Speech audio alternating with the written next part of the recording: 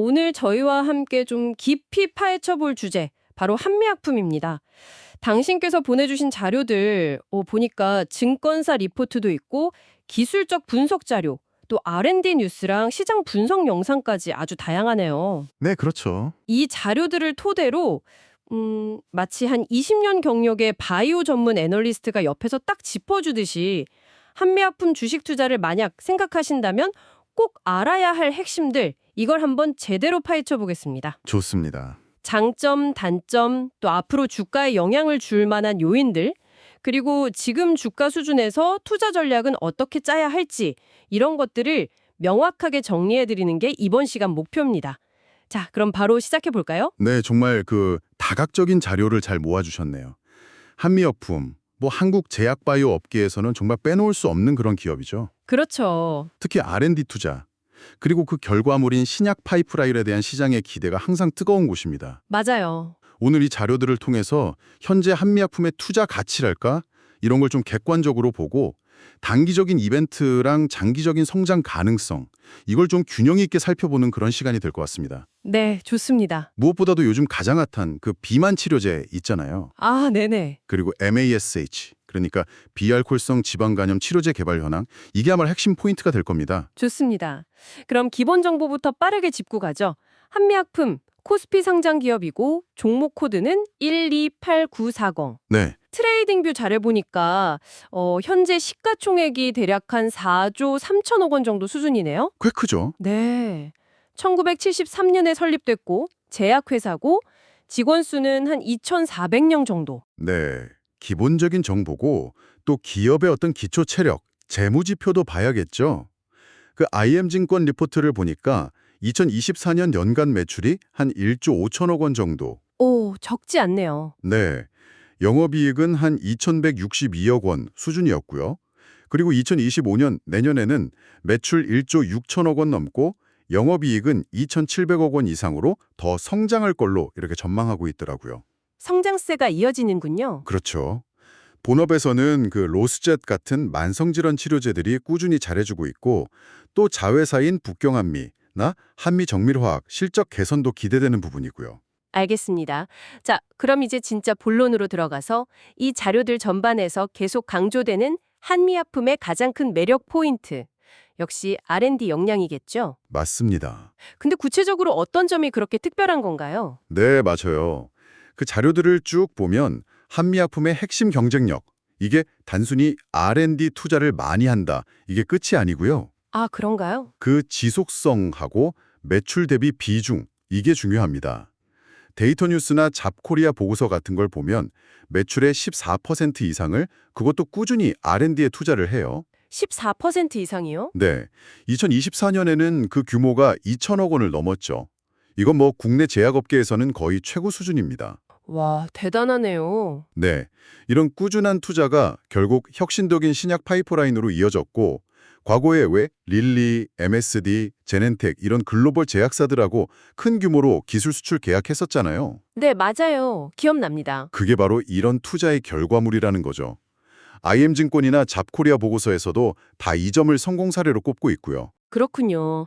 단순히 돈만 붓는 게 아니라 그 전략적인 지속성이 진짜 핵심이다. 이 말씀이시네요. 바로 그겁니다. 그럼 현재 가장 뜨거운 감자, 이 비만 치료제 파이프라인, 에페글레나타이드 얘기 좀 해보죠. 임상 3상 결과가 되게 인상적이다 이런 기사들 서울경제 메디코펑화가 많던데 투자자 입장에서 진짜 주목해야 할 포인트는 뭘까요? 네, 이 부분이 지금 현재 한미약품의 가장 강력한 모멘텀이라고 봐야 합니다. 최근에 발표된 국내 임상 3상 40주차 중간 결과, 이걸 보면 투여군의 거의 80% 가까이가 체중 5% 이상 빠졌고요. 와, 80%요? 네, 심지어 최대 30%까지 감량한 분도 나왔어요.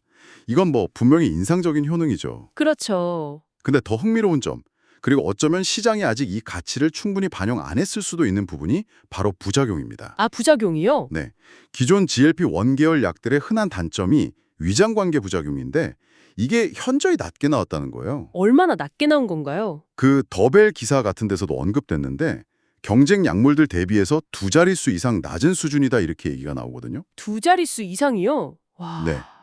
이게 실제 처방 환경에서는 환자들이 약 먹기가 편하고 또 꾸준히 먹을 수 있게 하니까 상당한 경쟁 우위가 될 수 있습니다. 아, 그렇겠네요. 꾸준히 먹는 게 중요하니까. 그렇죠. IM증권 리포트나 다음 뉴스 같은 걸 종합해보면 2026 하반기에 국내 첫 국산 GLP-1 비만 치료제로 출시하는 걸 목표로 하고 있고요. 부작용 감소가 정말 숨겨진 강점이 될 수 있겠네요. 그럼 비만 치료제 말고 또 다른 기대주는 뭐가 있을까요? 메쉬 치료제 얘기도 많이 나오던데요? 맞습니다. 그게 또 다른 핵심 축이죠. 메시, 즉 비알코올성 지방간염.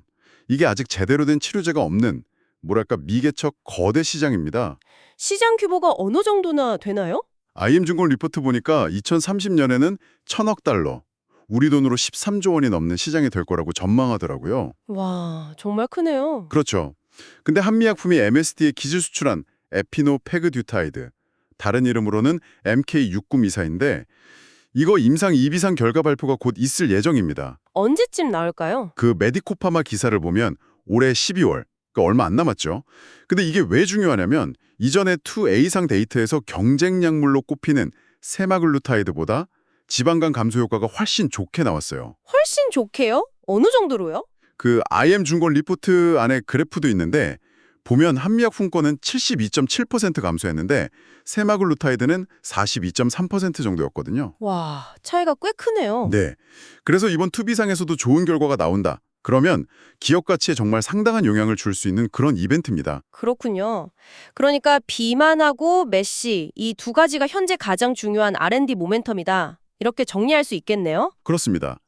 물론 그 외에도 메디파나 뉴스에서 다른 삼중작용제, 랩스트리플처럼 간 섬유화 개선 효과 보여주는 것도 있고 또 HM15275나 HM1731 같은 차세대 비만 치료 후보 물질들도 계속 개발 중이거든요. 네네.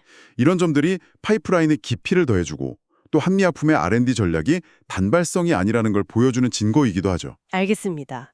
들어오면 정말 장밋빛 전망이 가득한 것 같은데 그래도 투자에는 항상 리스크가 따르잖아요. 당연하죠. 당신께서 주신 자료들, 특히 잡코리아 보고서 같은 데서는 과거의 어려움 이런 것도 좀 언급하고 있던데요. 네, 그 부분을 반드시 짚고 넘어가야 합니다. 투자 결정할 때 과거의 교훈은 정말 중요하거든요. 어떤 점들을 좀 유의해야 할까요? 잡코리아 보고서에도 언급됐지만 2016년에 베링거 인게라임하고 했던 폐암 신약, 올무티닙 계약 해지, 그리고 그때 공시지원 논란이 있었어요.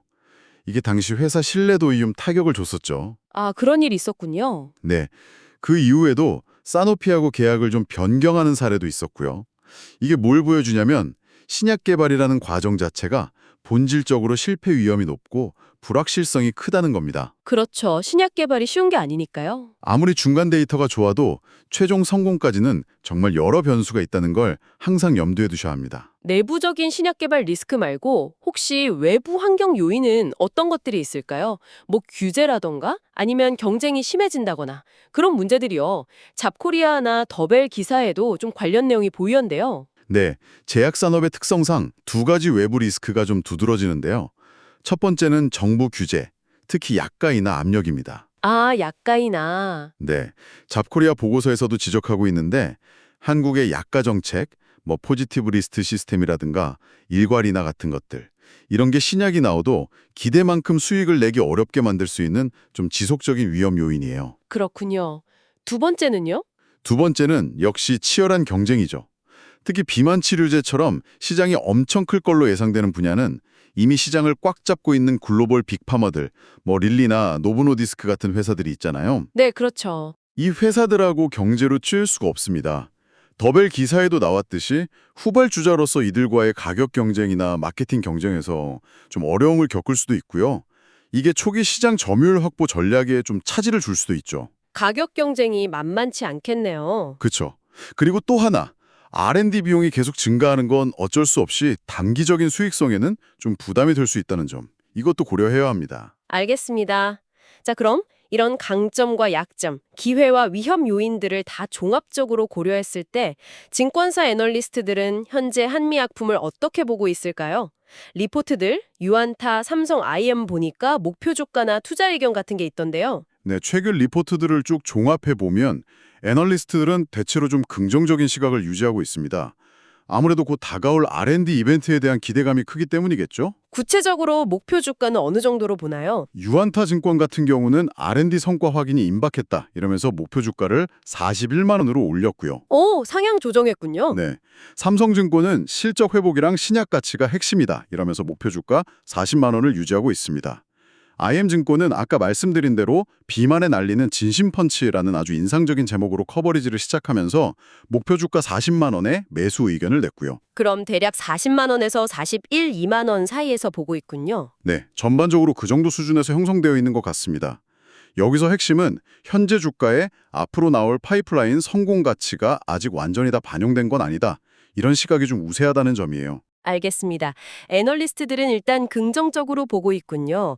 그럼 이 모든 정보를 바탕으로 만약 당신이 지금 한미약품 투자를 고려한다면 어떤 전략을 세워볼 수 있을까요?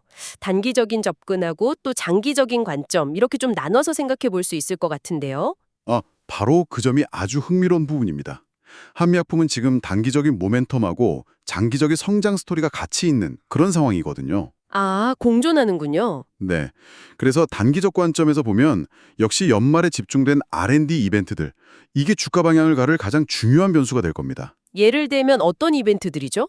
아까 말씀드린 에페글레나타이드 최종 3상 결과 발표, 그리고 에피노페그듀타이드 투비상 결과 발표. 이게 대표적이죠. 여러 자료에서 다 공통적으로 지적하고 있고요. 네. 이 결과 발표 전후로는 기대감 때문에 혹은 결과에 따라서 주가 변동성이 커질 수 있습니다. 그렇죠. 발표 앞두고는 좀 출렁일 수 있겠네요. 맞습니다. 그래서 단기 트레이딩 관점에서는 이 이벤트 일정을 딱 보고 그 전후로 시장 반응이나 수급 변화, MTN 유튜브 영상 같은 데서도 언급된 학회 기대감이라던가 유동성 이동 같은 거, 이런 걸 면밀히 살피는 전략이 유효할 수 있습니다. 기술적 분석 같은 것도 참고할 수 있겠고요. 물론이죠. 트레이딩 뷰에 나오는 기술적 분석 아이디어나 차트 패턴, 지지선, 저항선 같은 거 참고하는 것도 단기 매매 타이밍 잡는 데 도움이 될 수 있겠죠. 알겠습니다. 그럼 장기적인 관점에서는요? 반면에 장기적 관점에서 투자를 생각한다면 핵심은 결국 그 R&D 파이프라인의 상업적 성공 여부입니다. 상업적 성공이요? 네, 에페글레나타이드가 정말 성공적으로 시장에 딱 안착해서 점유율을 잘 확보하는지, 또 에피노페그듀타이드가 MASH 시장에서 정말 경쟁력 있는 치료제로 자리를 잡을 수 있을지, 이게 중요합니다. 만약 이게 현실이 된다면 기업 가치는 지금보다 훨씬 더 높아질 수 있겠죠. 그 한국형 신약 개발 모델 얘기도 있던데요. 아, 네. 잡코리아 보고서에서 언급된 그거요. 제네릭이나 개량 신약으로 번 돈을 혁신 신약 R&D에 투자하는 이 선순환 구조. 이게 얼마나 지속 가능하고 또 효과적으로 작동하는지, 이것도 장기 투자자 입장에서는 중요한 평가 요소가 될 겁니다. 거시적인 환경도 좀 봐야 할 것 같고요. 그렇죠. 비만 치료제 시장 자체가 커지는 거나 인구 고령화 같은 이런 큰 흐름도 긍정적인 배경이 되고요. 따라서 장기 투자자라면 단기 이벤트 결과에 따른 주가 등락에 너무 이렇게 일희일비하기보다는요. 네. 핵심 파이프라인의 진짜 인상적, 상업적 가치를 꾸준히 평가하면서 또 회사의 장기적인 전략 실행 능력을 믿는다면 분할 매수 같은 방식으로 접근하는 전략을 고려해 볼 수 있습니다. 네, 오늘 한미약품에 대해서 정말 여러 각도에서 깊이 파봤네요.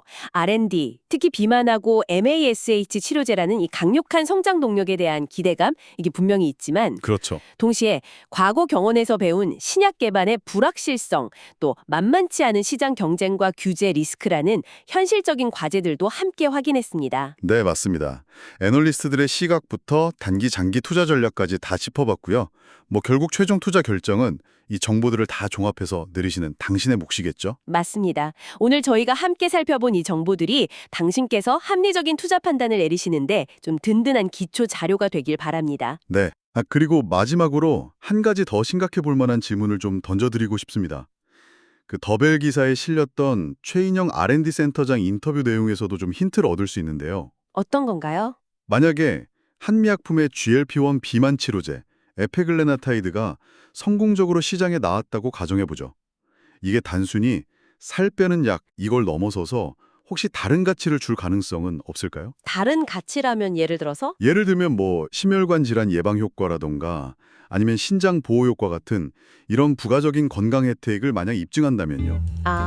이게 단순히 경쟁 약물하고 차별화되는 걸 넘어서서 이 치료제의 가치 자체를 높이고 또 시장을 어떻게 더 확장시킬 수 있을까요? 그러네요. 단순히 살 빼는 약이 아니라 다른 질병 예방 효과까지 있다면 얘기가 달라지겠네요. 그렇죠. 이 질문에 대한 답을 스스로 한번 찾아보는 과정, 이게 한미약품의 장기적인 성장 잠재력을 가늠해 볼 수 있는 또 다른 중요한 렌즈가 될 수 있을 겁니다.